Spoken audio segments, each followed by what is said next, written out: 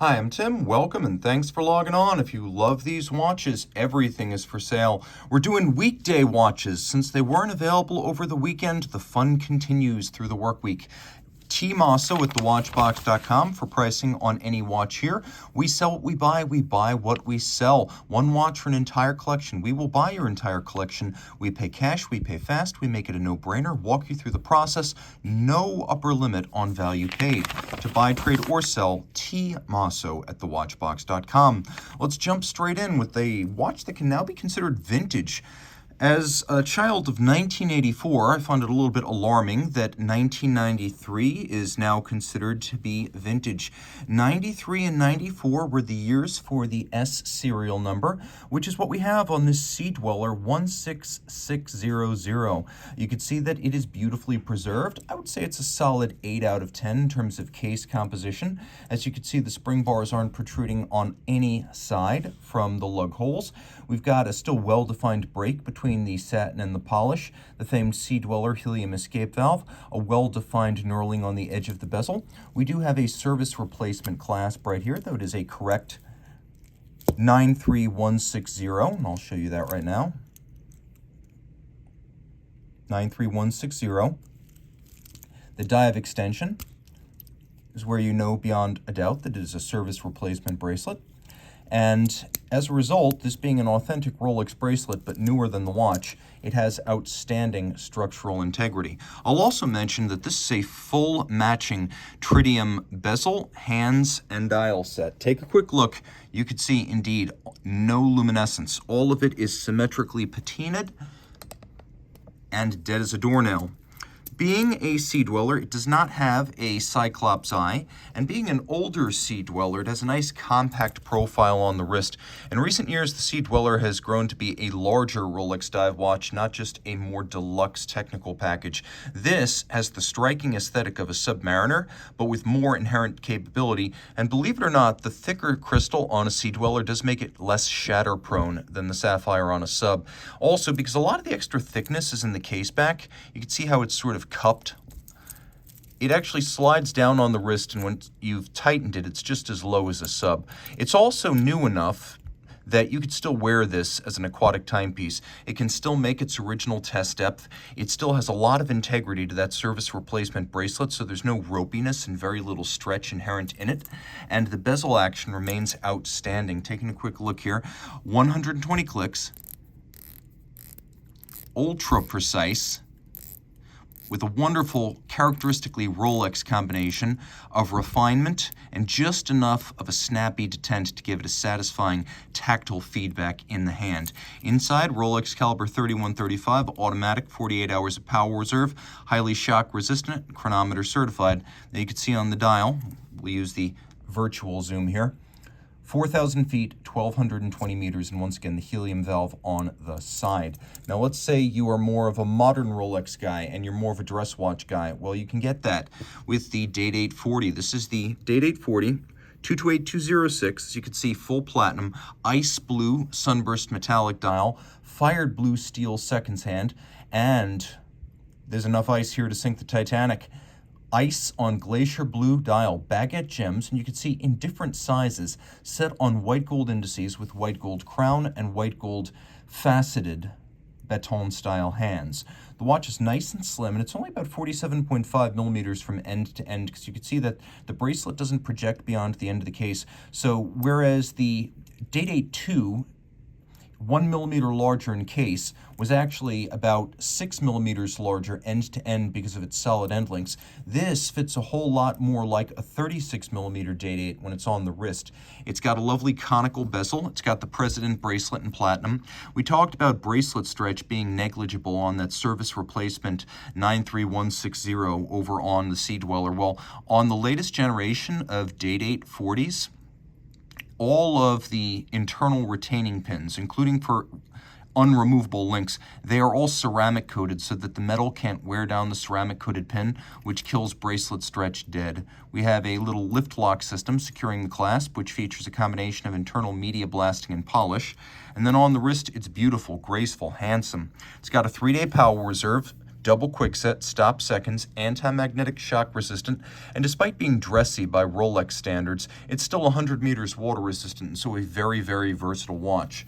One other feature I want to call attention to on the Sea Dweller we had a few moments ago is solid end links. These were an early on Sea Dweller feature before they proliferated across the Rolex tool watch collection. So two different takes on Rolex, both 40 millimeters, but worlds apart in terms of the persona and the presence. Now I've got a weird theme for you, which is Swatch Group premium brand dress watches. That's right, we're talking about the premium brands inside a Swatch Group, including the most esoteric, which is Jacques Dreux. Jacques Dreux historically was created by Pierre-Jacques Dreux and his sons in the 18th century. They all died untimely, and the brand was dormant for a long period before reemerging in the 20th century as one of the top white label manufacturers of the middle of the 20th century. In the 50s and the 60s, Jacques Dreux built more watches than most better-known brands, but they built them under different names for other brands that wanted to case something up and sell it under their name but didn't want to keep a full factory handy, or retailers who wanted retailer editions but didn't want to buy a full workshop. Jacques Dreux would make the watches for them. Swatch Group acquired the trademark and in 2001 brought the brand back under CEO Manuel Emsch, who's famous for, among other things, the many odd mixed material Romain Jerome timepieces, and later Louis Erard and its many ongoing collaborations. Well, he was the dynamo behind Jacques Dreux in the 2000s when they established their modern paradigm, which would be very low volume, elaborate, and often complicated enamel dial precious metal watches. So that's what we have here. We have the Jacques Dreux Austral Perpetual Calendar Eclipse, a little rose gold man in the moon with an eclipse that covers him. We've got alpha style hands with serpentines for a retrograde day and a retrograde date, leap year phase and month up at the top, black enamel dial, and it is a large watch for dress timepiece, 43 millimeters in diameter. You can see the lugs have a little bit of an inward inflection or a concave that I really enjoy. The dial, of course, animated with a combination of moon phase by retrograde and perpetual calendar. On the reverse, we have a version of the Blancpain Frédéric Piguet 1150.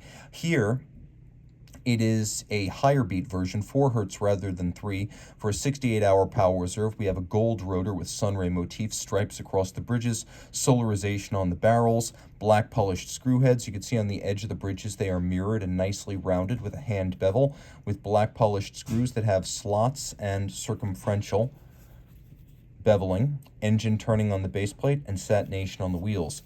43 millimeters, big for a dress watch. But a lot of folks ask, why can't I get big dress watches? Why do they all have to be petite? They don't. This has a lot of presence. You've got black enamel, which is incredibly difficult to achieve. Most enamel is white, because white is easier to fabricate and market without the impurities and the chalk-like texture of an enameled surface making themselves evident. It takes a really slick house to execute black enamel without an orange peel effect being visible to the naked eye. So a really cool watch. Bonded strap, you can see no stitching. Gator on the top, calf on the bottom, bonded together to create a seamless look, and a matching Jacques Dreux pin buckle.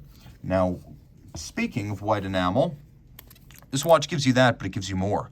We often neglect to mention that Blancpain was resurrected in the 80s and early 90s as a purveyor of autologerie, mechanical dress watches. It wasn't until 1998, a full 16 years after the Jean-Claude Biver resurrection of the Blancpain brand for the modern age, that we started seeing the 50 Fathoms return to the fold. This is the type of watch that made Blancpain famous as a dress watch house. Now, what's really cool here is that the watch is 42 millimeters in platinum, a limited edition of 75 pieces, launched in 2010, equipped with an 8-day power reserve and this lovely white enamel dial with skeletonized leaf-style hands. Though large at 42 millimeters for a dress watch, it is the epitome of elegance. A 2010 model year edition, this is the Villeret 8 Jours, or 8-day, and courtesy of the 13 RO movement. We don't see it often, but it's a large, modern, high horology caliber that was created by Frédéric Piguet for Blancpain. The two companies are now one, and Frédéric Piguet has manufactured Blancpain. 3 barrels in series, 8 days of power reserve. You could see lovely stripes across the bridges, solarization on the ratchet wheel. You could see satination on the train wheels, solarization on the barrel. We have little gold gilded recesses for the jewels designed to look like vintage golden chaton. We have a free sprung balance with an overcoil hairspring, 5-position chronometer style adjustment. We have modern features,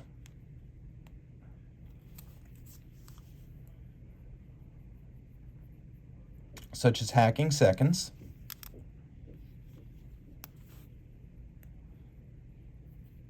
and a quick set date.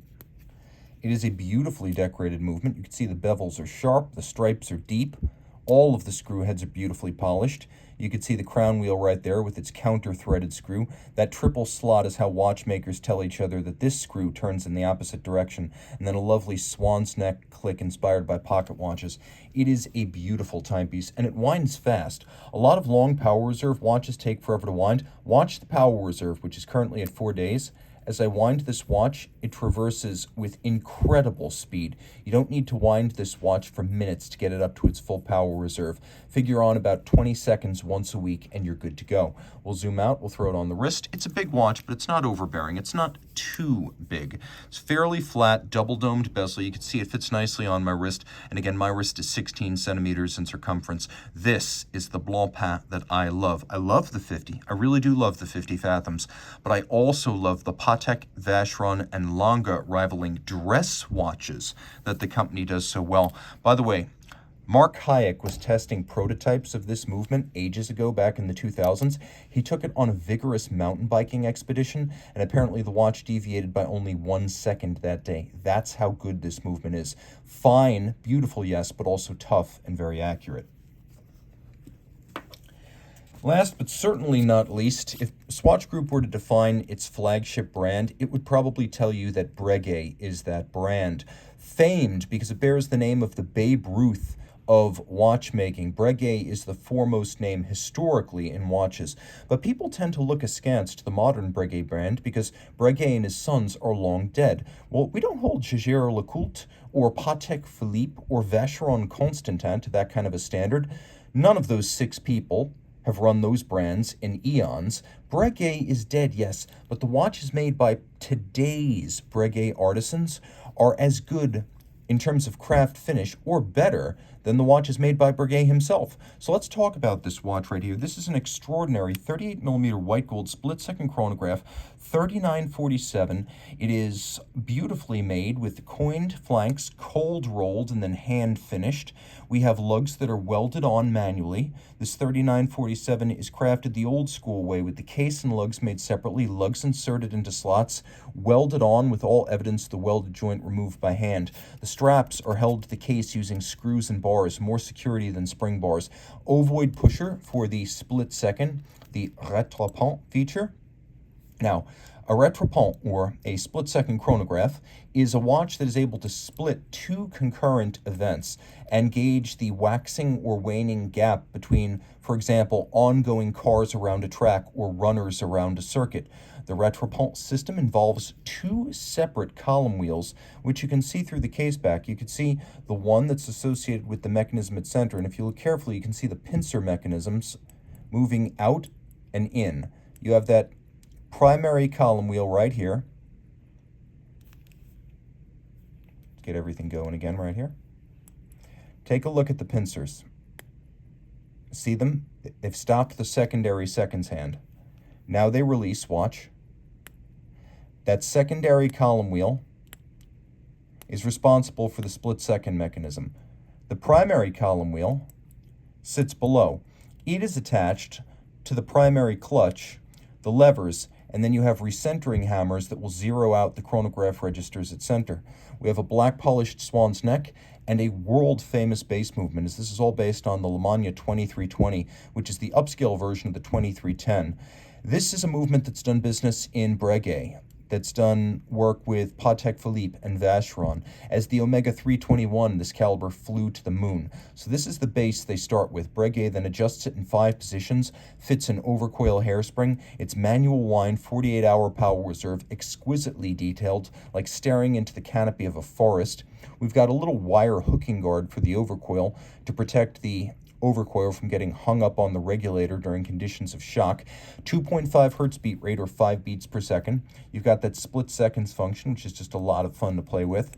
And column wheel feel about the best that I've experienced. The dial is a disc of solid gold, 18 karat.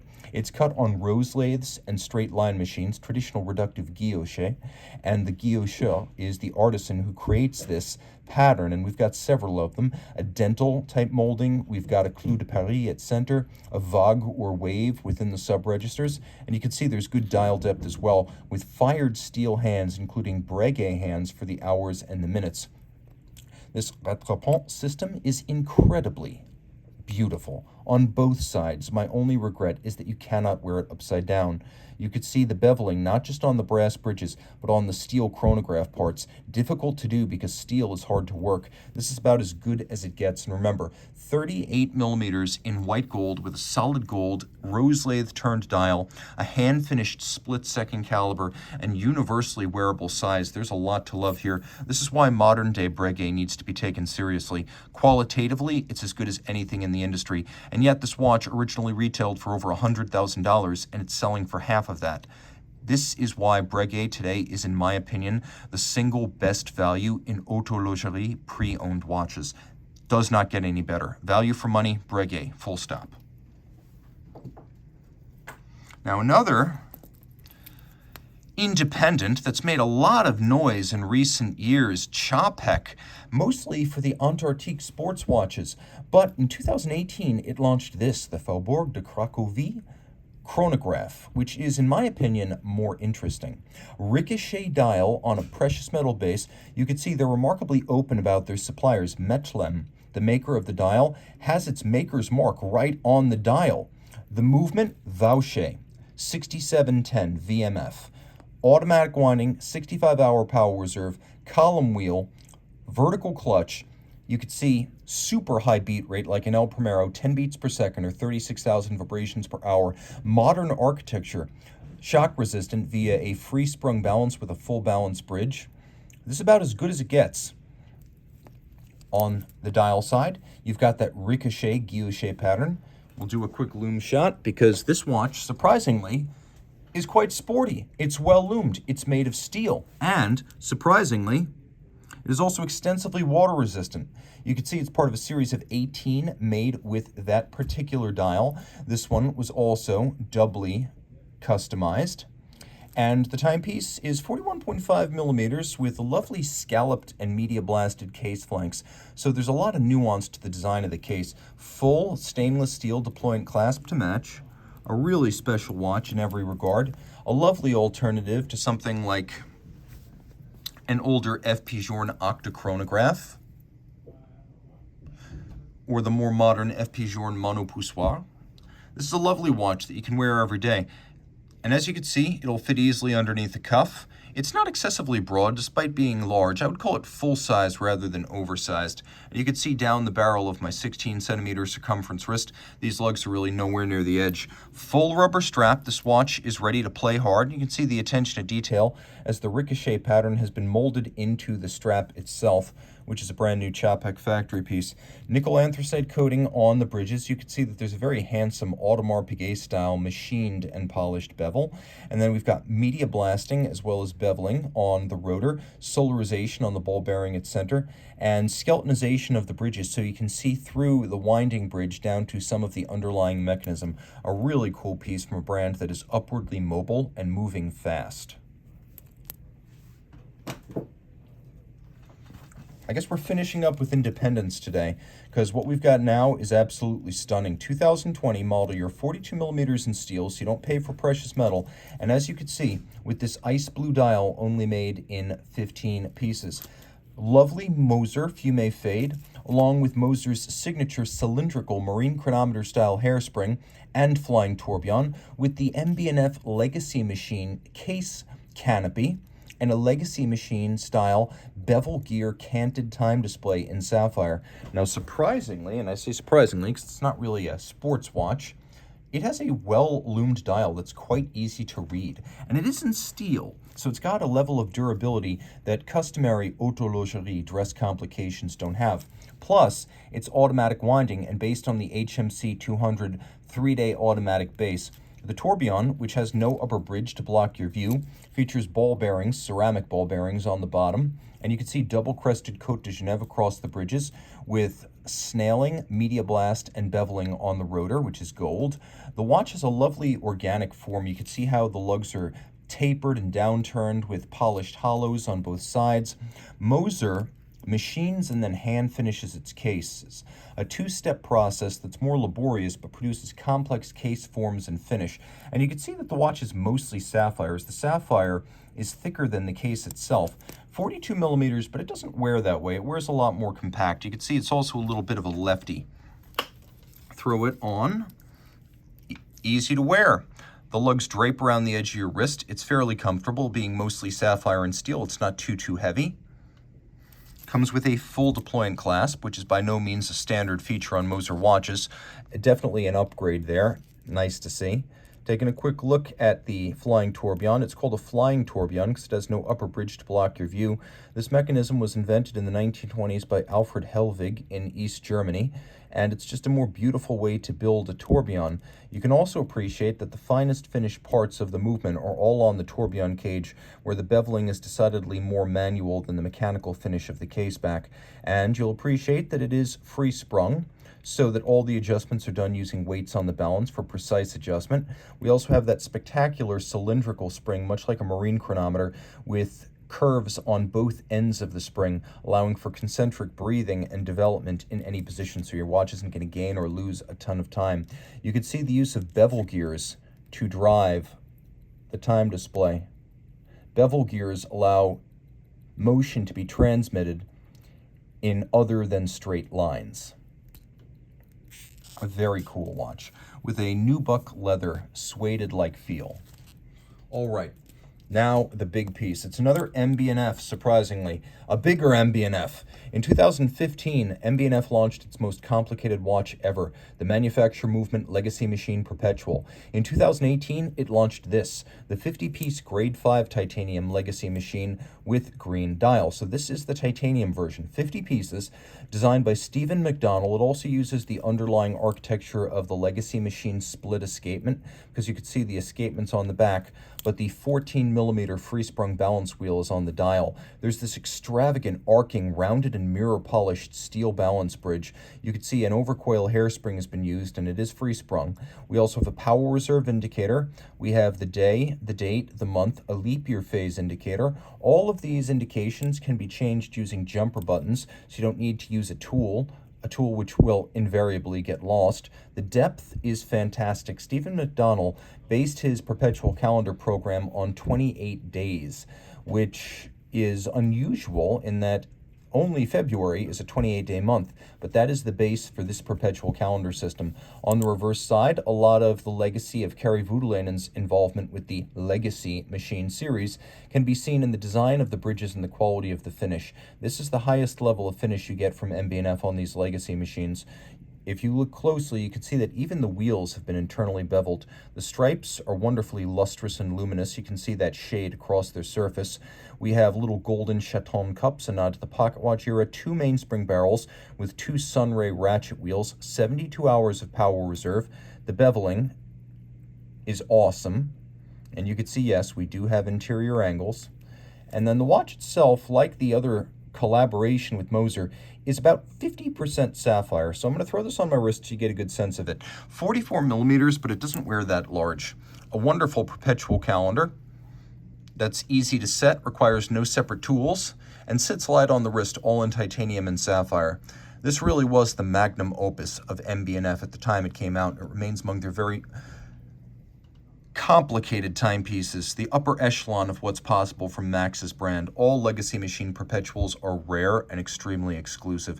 This one in green and titanium happens to be my favorite. Then you can see the multiplicity of lovely lacquered dials And that's what you're looking at there. Plus, with all the fun on the dial side, there's no lack of fine finish. This is one you don't need to wear upside down or feel the need to wear upside down in order to get the full benefit of its beauty. If you love the watches you've seen here today, please reach out to me. Weekday watches for once. Reach out to Team Mosso at thewatchbox.com for purchase and pricing details.